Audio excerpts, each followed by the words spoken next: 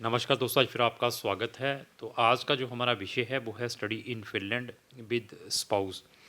तो आज की वीडियो के अंदर मैं फ़िनलैंड के बारे में सारी की सारी इम्पोर्टेंट चीज़ें एक्सप्लेन करूँगा। फ़िनलैंड से रिलेटेड हमारे चैनल के ऊपर बहुत सारी वीडियोज़ हैं, अगर उनको भी देखना चाहते हो तो हमारे चैनल को ब्राउज़ करके देख सकते हैं। और हमारे इस चैनल के ऊपर कम से कम 1300 से ज़्यादा वीडियोज़ हैं, वो सारी की सारी इन्फॉर्मेटिव है। अगर आप वर्ल्ड की 100 कंट्रीज़ में पढ़ने के लिए या सेटलमेंट का या टूरिज़्म का ऑप्शंस ढूंढ रहे हैं, उन वीडियोस को देखकर आप अपने नॉलेज को भी इन्हेंस कर सकते हैं।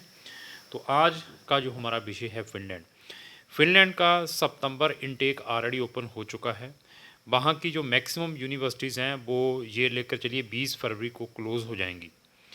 जो बच्चों ने +2 की है, मैं रिपीट वर्ड कर दूं, +2 की है, वो चाहते हैं कि हम अपनी स्पाउस के साथ किसी कंट्री में चले जाएं, उनकी प्रोफाइल अच्छी है तो वो अपनी तवज्जो फ़िनलैंड की ओर करें।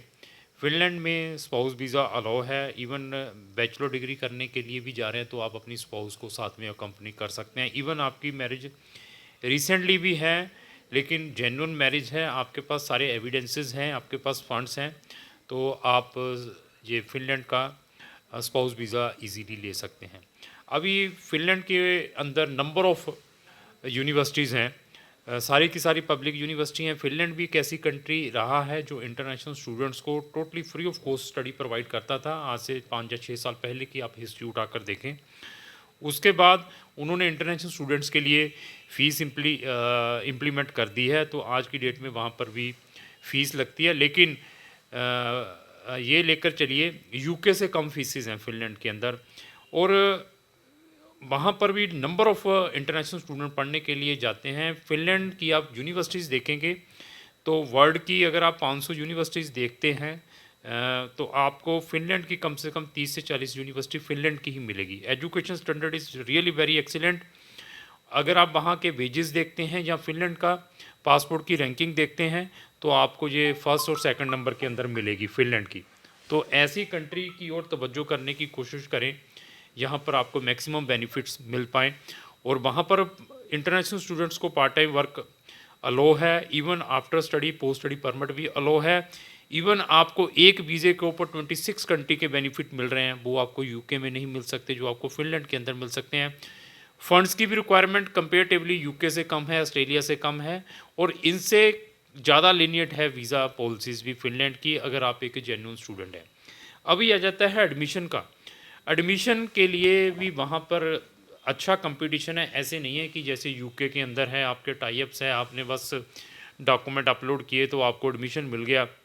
कुछ यूनिवर्सिटीज़ आपकी यूके के अंदर इंटरव्यूज़ लेती। यहाँ पे क्या है कि आपके कंसल्टेंट को कैसा नॉलेज है, कौन सी यूनिवर्सिटी और कौन से प्रोग्राम में उसका एडमिशन डालें, यहाँ पर उसको 99% एडमिशन मिल जाए। ये आपके कंसल्टेंट के ऊपर डिपेंड है, जो फ़िनलैंड को बड़ी क्लोजली वर्क कर रहा है। इवन फ़िनलैंड के अंदर जब रेजिडेंसी आपकी अप्लाई करनी है, कि यहाँ पर भी कार्ड मिलते हैं, वीज़ा अपॉइंटमेंट में भी दिक्कत आती है, उसको आपने कैसे काउंटर करना है, वो आपका कंपिटेंट कंसल्टेंट ही बता सकता है। फंड्स कैसे आपने वहाँ पर शो करने हैं, उसके कौन कौन से एविडेंसेस साथ में लगाने हैं, कौन कौन से डॉक्यूमेंट अपलोड करने हैं।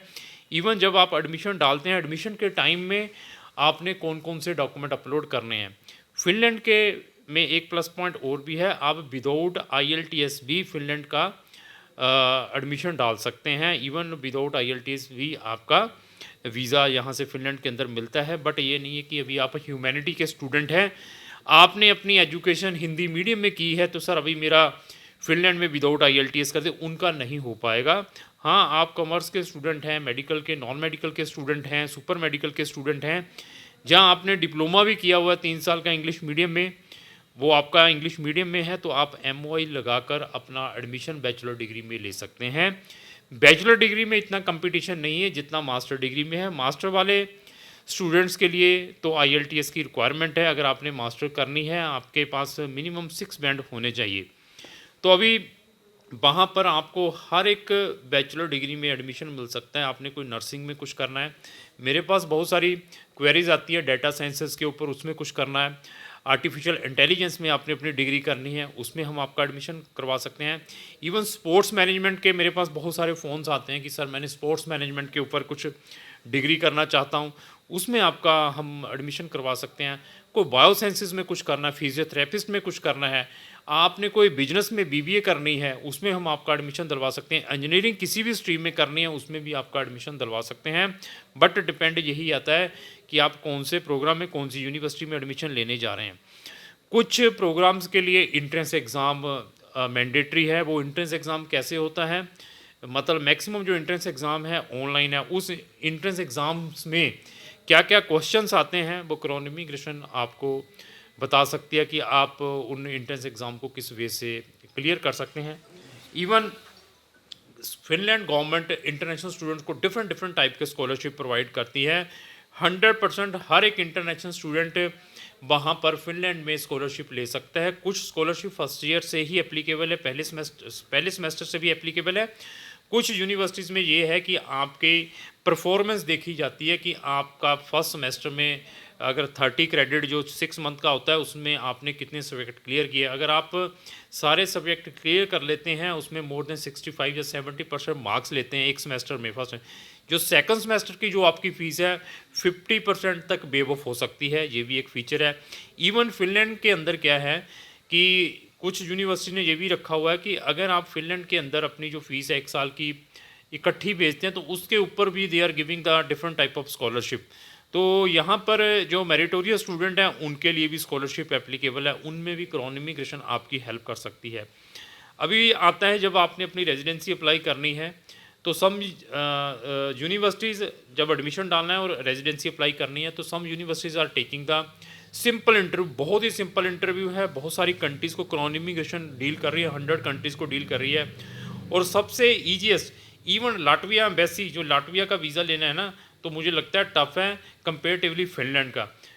लाटविया से भी ईजीएस्ट इंटरव्यू है, सिंपल 4-5-6 क्वेश्चंस पूछे जाते हैं। तो वो क्वेश्चंस कौन से पूछे जाते हैं उसमें भी क्रॉन इमिग्रेशन आपकी हेल्प करेगी।